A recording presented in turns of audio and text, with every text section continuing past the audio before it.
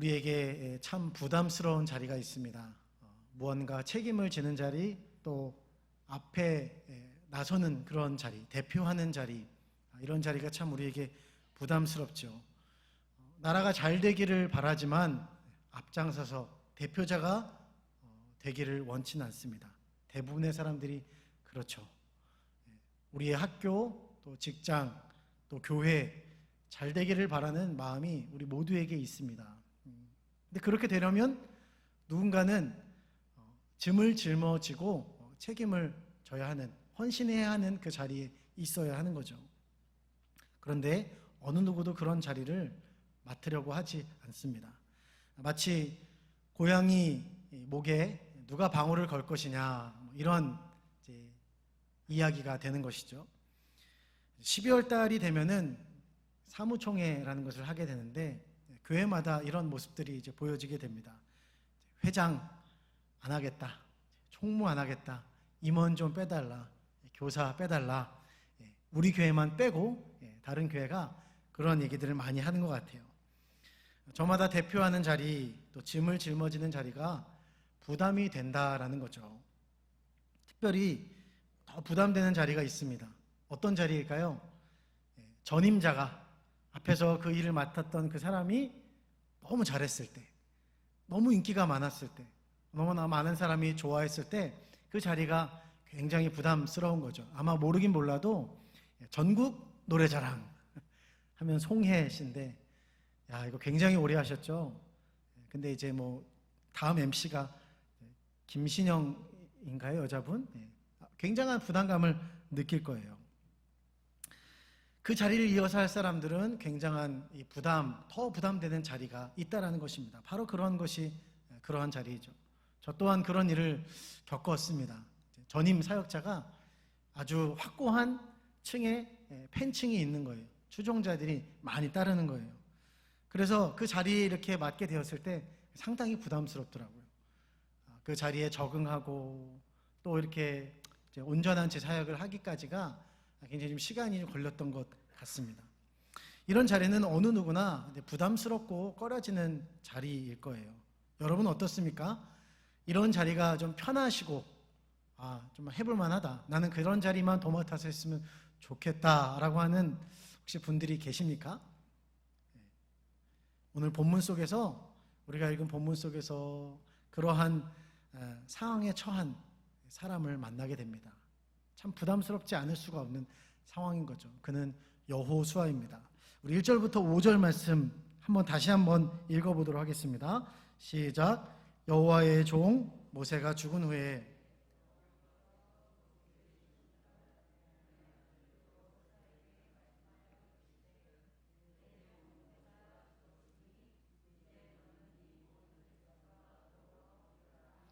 이 요단을 건너 내가 그들 곧 이스라엘 자손에게 주는 그 땅으로 가라.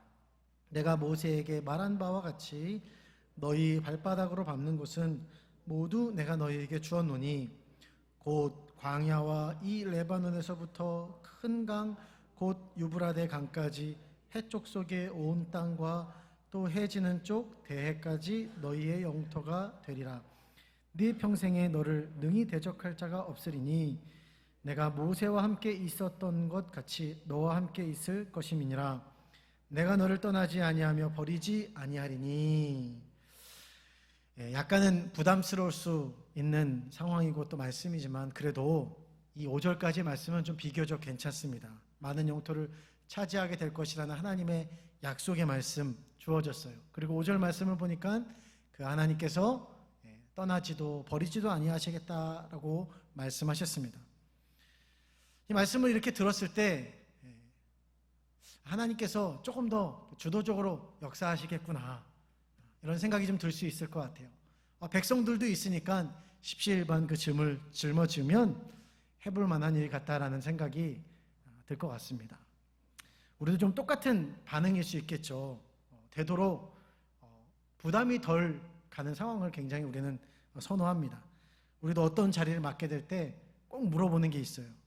거기 누가 있습니까? 그 다른 임원은 누가 되었나요? 이런 거 왜 물어보는 거예요? 혼자 독박 쓰기 싫다는 거죠. 나 혼자 짐을 다 짊어지기 싫다는 거예요. 누군가 도울 만한, 믿을 만한 사람이 옆에 있었으면 좋겠다. 지원군이 있었으면 좋겠다.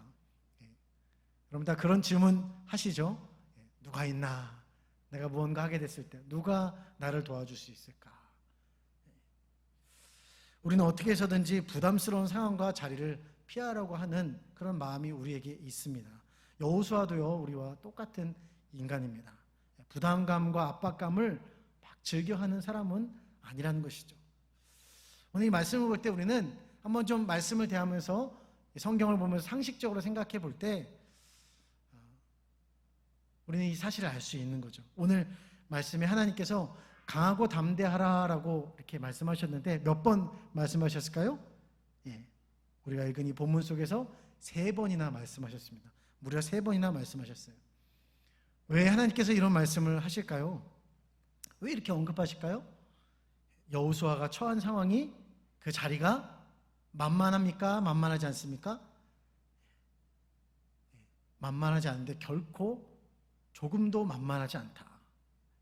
1절에서는 이렇게 시작하고 있죠. 모세가 죽었다. 여러분, 모세가 어떤 사람입니까? 40여 년이라는 시간 동안 애굽에서 이스라엘 백성들을 이끌어낸 그런 장본인이라고 말할 수 있어요. 그것에 앞장선 백성을 대표하는 사람이었어요. 신명기 34장 10절에는 그가 이런 사람이라고 소개하고 있는데 하나님과 대면한 자다라고 그렇게 소개하고 있어요. 그리고 그가 서서히 지병에 의하여 노쇠하여 죽은 것이 아니라 34장 7절에는 또 이렇게 말씀하고 있죠. 눈이 흐리지 않았다. 기력이 쇠하지 않았다. 한마디로 그의 상태는 아주 멀쩡했다라는 거예요. 그런데 그런 그가 어느 날 갑자기 하나님께서 그를 데려가신 거예요. 백성들이 받은 충격은 어떠했을까요? 멀쩡했던 우리의 대표자, 우러러봤던 그 사람, 하나님과 대면할 수 있는 우리의 유일한, 우리의 입장을 대변해서 하나님께 말씀드려줄 수 있는, 어떻게 보면 우리의 우상과 같은, 영웅과 같은 이 사람이 아주 멀쩡하게 우리 앞에 살아 있었는데 어느 날 갑자기 보이지 않는 거예요. 소문에 의하면 죽었다. 들려오는 소식에 죽었다. 굉장한 충격이죠. 그래서 34장 8절에, 신명기 34장 8절에 이렇게 기록하고 있어요. 백성들이 30일 동안 애곡하였다. 무려 한 달 동안이나 굉장히 슬퍼했다는 거죠. 백성들이 받은 충격이 아주 심했다는 거예요. 백성들에게는 이런 존재였으니 여호수아, 그의 옆에서 희종을 했던, 모세를 섬겼던, 늘 옆에 따라다녔던 여호수아에게 있어서는 완전 정신적 지주 같았던, 하늘과 같았던 스승, 어떻게 보면 저는 그렇게까지 한번 생각해 봅니다. 아버지와 같지 않았을까? 거의 아빠와 같은 그런 든든한 그런 존재가 지금 사라진 거예요. 이런 상황, 이런 사실만 해도 여호수아는 굉장한 정신적인 충격이 있을 것이고 부담이 될 수밖에 없습니다. 무서울 수밖에 없죠. 두려울 수밖에 없습니다. 여러분이라면 안 그러시겠습니까? 우리 다 똑같은 거죠. 그러니 그나마 오늘 본문 5절까지 하나님께서 주어진 이 말씀이 적당한 부담과 동시에 또 희망과 위로를 주는 말씀이지 않았을까라는 생각을 해보게 됩니다. 약속을 이루신 하나님이 함께 하시는구나. 백성들도 있구나. 한번 힘을 내보자. 힘들지만 그래 한번 해보자. 그러나 6절이 딱 이어져서 말씀하고 있는데 분위기가 딱 바뀌는 거죠. 함께 읽어보실까요? 6절 말씀 시작. 강하고 담대하라. 너는 내가 그들의 조상에게 맹세하여 그들에게 주리라 한 땅을 이 백성에게 차지하게 하리라. 여러분, 강하고 담대하라. 그 다음에 뭐라고 말하고 있어요? 너는 이라고 말하고 있는데 원어의 성경에는 너는 이라는 말이 나오기 전에 이러한 단어가 나오고 있습니다. 왜냐하면 강하고 담대하라 라고 하나님께서 3번이나 강조한 이유를 알 수 있는 거예요. 그럼 뭐냐? 왜냐하면 너는 여기서 여호수아를 말하는 거죠. 그러니까 자연스러운 해석이 뭐냐면 여호수아, 네가 이 영토를 차지하게 될 주체이다. 그렇기 때문에 강하고 담대하라. 세번역 성경에는 이렇게 잘 번역해놨어요. 굳세고 용감하여라. 내가 이 백성의 조상에게 주기로 맹세한 땅을 이 백성에게 유산으로 물려줄 사람이 바로 너다. 너다. 여러분, 한번 이 말씀을 여러분의 상황에 맞게 대입해서 생각해 보세요. 굉장히 훌륭한 지도자가 전임자, 그 리더가 여러분의 전임자입니다. 그 전임자의 자리를 여러분이 맡게 되었어요. 그래서 여러분이 좀 이렇게 주위를 둘러보면서 훌륭한 참모나 어떤 큰 조력자를 기대해 볼 수 있을 수도 있겠죠. 대통령만 돼도 국무총리 빨리 제목을 세워서 해야 되고 그렇지 않습니까? 그런데 그 모든 짐을 여러분이 다 맡아야 된다는 압박이 몰려오는 거예요. 여러분은 어떻겠습니까? 사람들이 말하는 거죠. 네가 해야 돼. 네가 앞장서서 다 해야 돼. 라고 누군가 말한다면 여러분 하고 싶냐는 거죠. 교회 일을 누군가 그렇게 맡길 때 목사님께서 여러분에게 그렇게 맡기지 않으시겠지만 그런 상황이 될 때 굉장히 마음이 부담스러운 거예요. 하고 싶지 않다라는 생각이 들어오는 거죠. 어느 누구라도 엄청난 부담감, 밀려오는 이 압박감에 정말 마지못해야 한다면 그 자리는 굉장한 두려움의 자리요, 또 밤잠을 설치는 그런 자리가 될 거예요. 혹시 여러분 중에 오늘 여러분의 처한 상황이 여러분이 있는 그 자리가 혹시 그런 자리에 그런 상황에 처해 있지 않습니까? 밤잠을 설쳐야 하는 이런 운명과 같은 그런 자리에 여러분이 있지 않습니까? 피할 수 없는 운명과 같이 해야만 하는 그 부담의 자리, 책임의 자리에 여러분이 있지는 않으시냐는 거죠. 나이가 많으면 괜찮을까요? 연륜이 있으면은 잘 넘어갈 수 있을까요? 아무 소용이 없다는 거 우리는 알고 있죠. 이쯤 되면은 이런 문제는 다 유연하게 넘어갈 수 있을 텐데 또 새로운 문제가 오는 거예요. 계속해서 새로운 도전할 거리들이 찾아오는 겁니다. 압박감이 밀려오는 거죠. 어떻게 보면 우리 인생은 산 넘어 산의 부담의 연속이 아닐까라는 생각을 해보게 됩니다. 코로나 지나갔는데 또 무엇이 올까? 굉장한 부담이 계속해서 새로운 사건들이 또 상황들이 우리에게 주어진다는 것이죠. 오늘 많은 학자들에 따르자면, 견해에 따르자면 여호수아가 이때 나이가 90세 이상이었을 것이다라고 그렇게 이야기하고 있습니다. 여러분 꼭 90세가 되지 않았다 하더라도 여호수아는요 이미 전투 경험이 있습니다. 요세푸스라는 학자에 의하자면 여호수아는 용병으로서 애굽의 군대를 이끌고 전투에 나갔다, 공을 세웠다라는 그런 견해도 있습니다.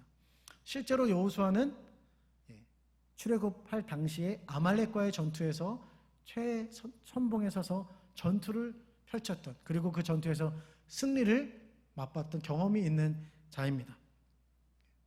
그러니 이런 상황에서 여호수아는 괜찮지 않았을까라는 생각을 해보게 되는 거죠.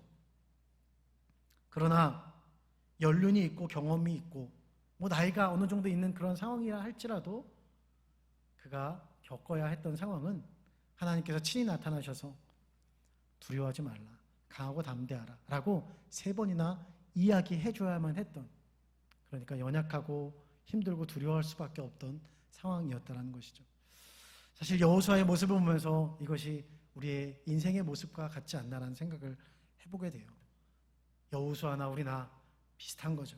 늘 두려움과 긴장의 연속 가운데, 또 그 긴장의 연속 가운데서 어찌할 바를 모르는, 우리 힘으로 아무것도 할 수 없다는 것을 느끼게 되는 거죠.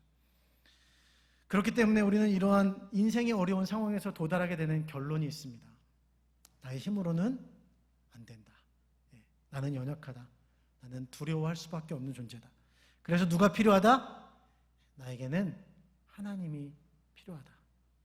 나의 인생에는 하나님이 필요하다. 아니, 인생의 어려움 가운데 하나님이 나를 그냥 내버려 두시지 않으시고 나를 찾아와 주신다. 할렐루야. 사랑하는 여러분, 오늘 여호수아를 보십시오. 그 일생일 때 있어서 굉장한 압박감과 두려움이 찾아왔습니다. 그러한 때에 그리고 가장 막중한 임무를 맡은 그 때에 그는 철저히 혼자가 된 것 같아 보여요. 그런데 그는 결코 혼자가 아니었다라는 거죠.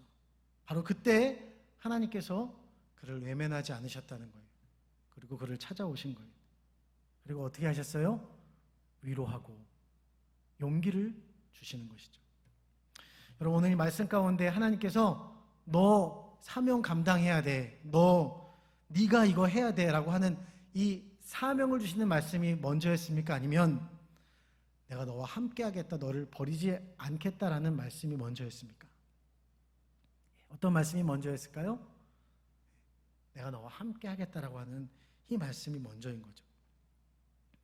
여러분, 우리의 인생의 어려움, 부담스러움, 두려움의 그 자리에 하나님은 우리에게 어떤 분이십니까? 우리 인생 가운데 어떤 일을 행하고 계세요? 그분은 그 위기의 때를, 어려운 때를 우리 인생의 기회로 만드시는 분이라는 거예요. 무슨 기회로 만드세요? 하나님의 음성을 듣는 기회, 하나님이 우리와 함께 하신다는 것을 보여주시는 그 기회, 하나님이 함께 하심, 그것을 경험하게 하는 그 기회로 하나님이 그것을 삼으신다는 거죠. 오늘 우리의 삶 가운데, 우리 모두의 삶 가운데 이런 하나님의 은혜가 임하는 귀한 시간 되기를 주님의 이름으로 축복합니다. 그러기 위해서 오늘 우리가 내려야 될 결단이 있습니다. 어떤 결단을 내려야 될까요? 하나님의 말씀이 여호수아에게 임한 거죠. 떠나지도 버리지도 않겠다, 함께 하겠다는 말씀이죠. 그런데 그것을 여호수아가 실제로 경험하기 위해서 여호수아가 무엇을 해야만 할까요? 하나님이 있으라고 한 자리, 하나님을 믿고 이제 거룩한 전쟁을 싸워야 한다는 그 전쟁의 자리, 그 자리를 여호수아가 이탈하고 부담스럽다고 피하면 어떻게 될까요? 이런 노래가 있죠. 아무래도 난 돌아가야겠어, 이곳은 나에게 어울리지 않아. 서울 이곳은 이라는 노래인데 참 힘들고 어려울 때 이런 노래의 가사가 굉장히 뭔가 잘 와닿는 것 같아요. 아무래도 난 돌아가야겠어, 이곳은 나에게 어울리지 않아.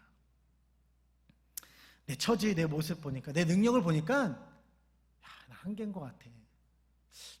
나 여리고 전투, 이건 모세급 정도 돼야지 할 수 있는 거지, 나는 안 돼 라고 여호수아가 그렇게 여기고 돌아섰다라면, 야반도주했다라면 오늘 여호수아서는 기록될 수가 없었겠죠. 다른 사람의 이름으로 기록되었겠죠. 여호수아는 함께 하시는 하나님을 믿고 계속해서 믿음의 싸움을 싸워야만 하는 거예요.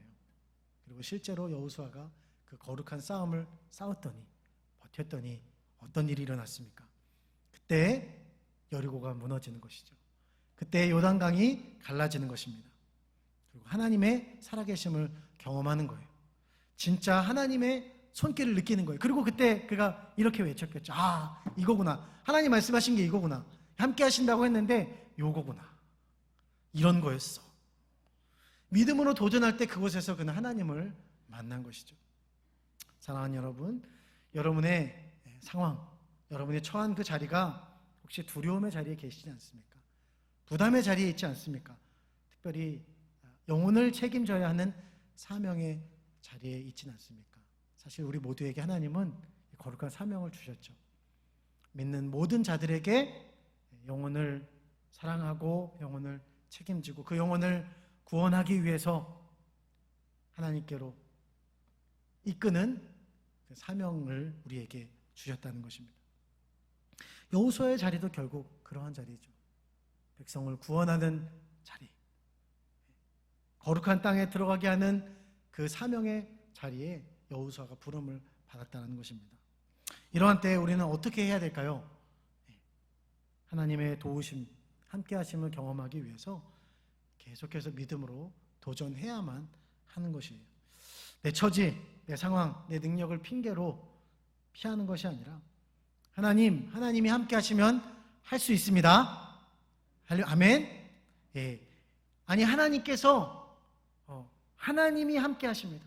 그러니까 오늘 말씀에 보니까 하나님께서 다 주어졌다라고 말씀하셨습니다. 주님, 이것을 믿고 내가 도전하겠습니다. 오늘 이것이 거룩한 성도로 부름을 받은 우리의 반응이요 또 우리들의 고백이 되어야 될 줄 믿습니다.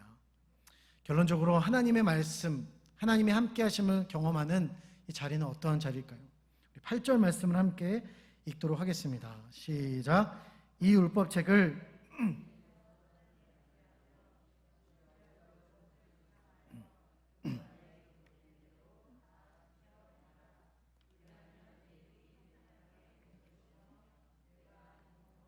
통통하리라. 아멘.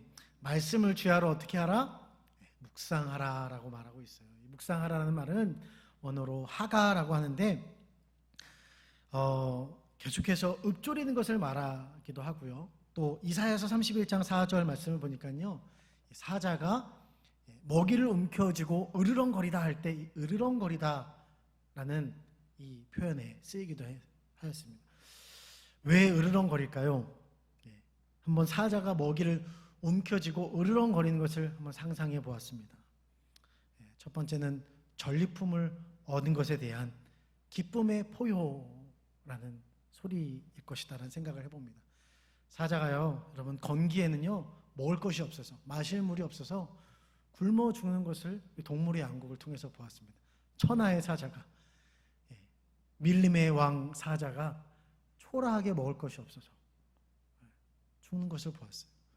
새끼 사자들도 굉장히 많이 죽더라고요.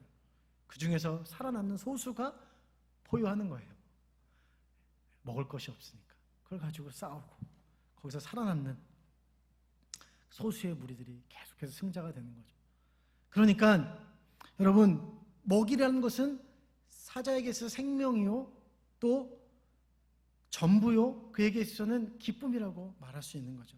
그래서 그 먹이를 움켜쥔 후에 포효하는 으르렁거림이겠다라는 생각을 해봅니다. 두 번째는요, 먹이를 움켜쥐고 으르렁거림은 호시탐탐 먹이를 노리는 또 다른 존재들이 있는 거예요. 또 다른 사자들이 있고 또 다른 하이에나와 같은 맹수들이 집단으로 때로 덤벼들면 뭐 방법이 없는 거죠. 그것을 경계하는 소리일 것이다라는 생각을 해보게 되는데, 이게 다 그냥 제 개인적인 견해입니다. 근데 중요한 것은 무엇이냐? 그것을 전부인 양 굉장히 소중히 여기면서 지키고 즐기는 모습이라는 거예요. 바로 그것이 하나님의 말씀을 대하는 모습이다. 바로 오늘 하나님께서 여호수아에게 묵상하라 라고 했을 때 말씀을 묵상해라, 주야로 묵상하라 했을 때는 그렇게 소중히 여기고 빼앗기지 않기 위해서 간직하고 밤낮으로 읊조리고 계속해서 되새기고 그래서 이 말씀을 가지고 살아가야 한다라는 말씀인 것이죠. 그리고 그 말씀을 더욱더 되새기고 그 말씀을 새기기 위해서는 어떻게 해야 되겠어요? 실천해야 되는 것이죠. 말씀이 능력이 되는 것은 그 말씀을 묵상하는 것뿐만이 아니라 실천할 때 그 말씀이 진정으로 내 것이 되어지는 것입니다. 왜 하나님께서 그렇게 하라고 말씀하실까요? 바로 그것이 하나님을 만날 수 있는 유일한 통로이기 때문에, 그리고 오늘 성경에서 말하고 있는 것처럼 우리가 형통하는 길이기 때문이에요. 여러분, 형통이란 무엇입니까? 요셉이 그가 감옥에 있을 때 하나님께서 그를 형통케 하셨다라고 말하고 있어요. 우리의 관점으로 볼 때 말도 안 되는 얘기죠. 아니, 감옥에 있는데 무슨 그게 형통입니까? 그런데 형통하다는 이 말씀이 결론적으로 맞았습니다. 왜냐? 결국 요셉의 삶에 하나님께서 계획하시고 뜻하신 바가 이루어졌기 때문에. 형통이란 무엇이냐? 하나님의 뜻이 한 인생을 통해서 이루어지는 그것을 하나님은 형통이라고 말하는 것이죠. 여러분의 삶에 이런 하나님의 형통이 이루어지기를 주님의 이름으로 축복합니다. 우리 옆에 계신 분 바라보시면서 축복하십시다. 우리 하나님의 형통을 경험하십시다. 시작. 여러분, 따라서요, 형통이라는 것은 사람의 생각과 한계를 뛰어넘는 거예요. 그렇죠? 하나님의 뜻이 이루어지는 바로 이것이 형통이라는 것이죠. 그것이 어떻게 이루어질 수 있습니까? 내 머리를 굴려서 가능성을 보며 계산을 하고 그렇게 투자해서 때로는 그것이 잘 될 때 우리는 그것을 형통이라고 말하는 거죠. 우리가 어떻게 예측한 것이 예측한 방향대로 흘러갈 때 많은 사람들은 형통이라고 말합니다. 그러나 그것은 하나님께서 말씀하시는 형통이 아니라는 거예요. 형통은 하나님의 뜻이 이루어지는 것입니다. 하나님의 뜻은 하나님께서 말씀하신 것이죠. 하나님의 말씀이 이루어지는 것입니다. 그래서 가능성이 아닌 하나님의 이 절대성에 의존할 때, 절대성인 말씀에 의존할 때 이루어지는 것, 이게 형통이라는 거예요. 절대적으로 이루어질 하나님의 말씀, 반드시 이루어지고야 마는 그 절대적인 하나님의 말씀, 그 말씀을 의지할 때 비로소 그의 삶에 그는 하나님의 형통을 경험하더라는 것입니다. 성경에 대표적인 예가 있죠. 가능성으로 볼 땐 1도 가능성이 없는, 희망도 없던 아브라함이 독자 이삭을 낳은 것. 100세에 낳았죠. 100세. 낳을 수가 없는 거예요. 그 독자 한 사람을 통해서 약속의 자녀들 큰 민족이 이루어지는 것, 아브라함 때는 다 이루어지지 않았습니다. 그러나 시간이 지나니까 정말 하나님의 말씀대로 아브라함이 믿었더니 아브라함을 통해서 그 일이 이루어진 것이죠. 그것을 믿은 이삭과 그것을 또 믿은 야곱과 또 요셉과 모세와 이 절대적 약속을, 말씀을 믿고 나아간 믿음의 사람들, 결국 어떻게 되었냐는 거죠. 우리의 의지, 우리의 가능성, 계산과는 관계없이 하나님은 계속해서 자신의 뜻을 이루어 가시는 거예요. 언제까지? 언제까지 이루어 가실까요? 그때도 이루셨고 지금도 이루고 계시고 앞으로도 이루어 가실 것이다. 누구를 통해서요?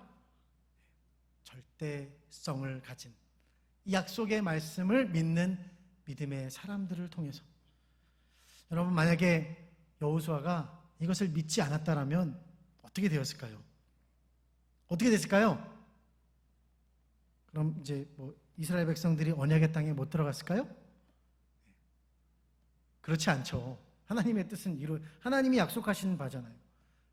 하나님이 이렇게 큰 민족을 이루게 할 것이다, 약속의 땅에 들어가게 하실 것이다라는 하나님의 뜻이 확고하게 세워진 거예요. 그러면 하나님은 여호수아가 안 한다 그러면, 회피하면 다른 사람을 찾아가는 거예요. 네가 해야 되겠구나.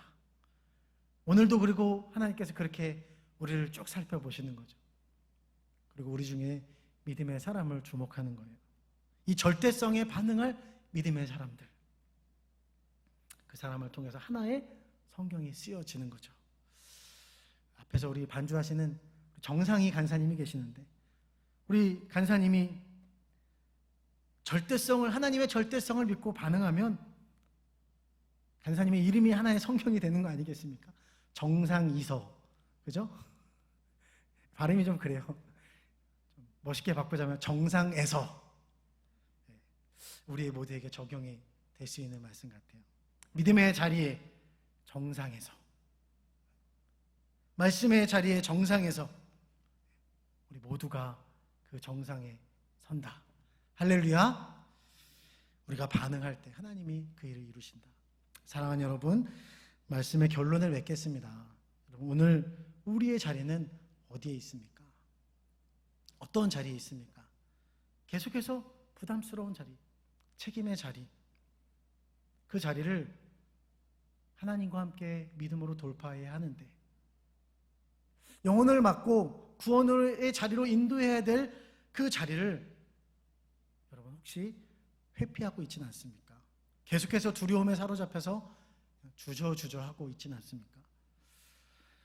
이번 포항에 태풍 피해가 아주 심했죠. 그래서 한 아파트의 지하 주차장이 침수가 되었을 때 너무나 안타깝게 많은 사람들이 생명을 잃었습니다. 그렇게 엄청나게 떠들썩하게 뉴스를 내보내고, 그래서 피해가 없을 줄 알았는데 참 그렇게 많은 사람들이 죽어가는 모습을 보면서 너무너무 안타까웠죠. 그 안타까움 속에서 우리는 참 희망의 한 줄기 빛을 보았어요. 2명의 생존자가 그 자리에서 나온 거예요. 그 중에 39살 된 남자분이, 저와 이제 나이가 비슷하다 보니까 이렇게 보게 되더라고요.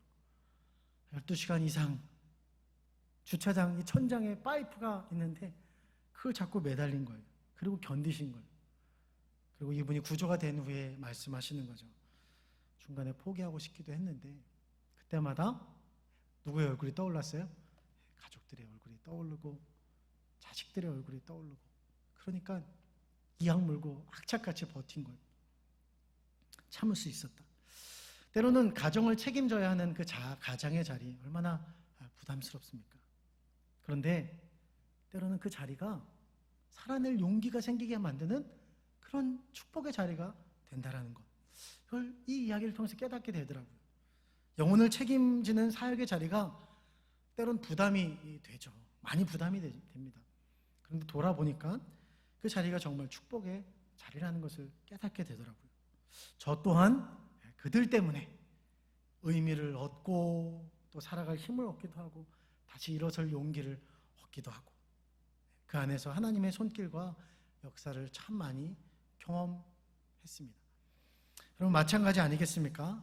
부담의 자리, 두려움의 자리, 책임지는 자리가 때로는 손해보기도 하고 다 잃는 것 같은데 어떻게 보면 그 자리가 나를 한 단계 성장시키는 자리라는 것이죠. 영혼을 돌보는 그 자리가 하나님의 마음을 이해하게 되고 하나님의 사랑을 더 경험하는 자리가 된다는 것이죠. 바로 그곳에서 우리 주님께서 우리를 만나주시고 우리를 한 단계 성장시켜 주시더라는 것입니다. 그렇기 때문에 하나님 우리에게 뭐라고 말씀하세요? 각오 담대하라. 용기를 내라.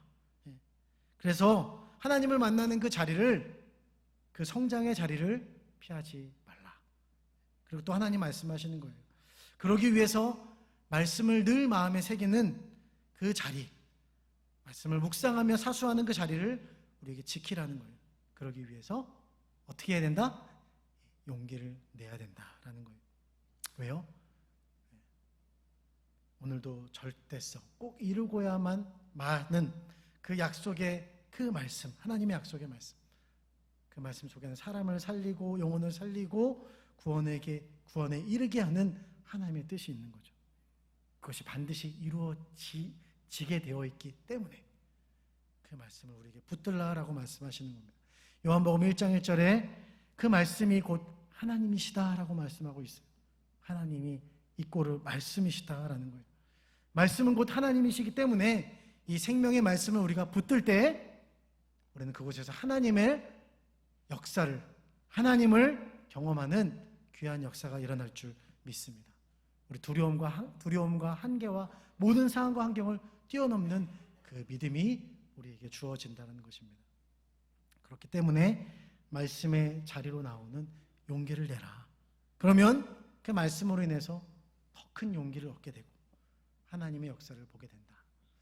할렐루야.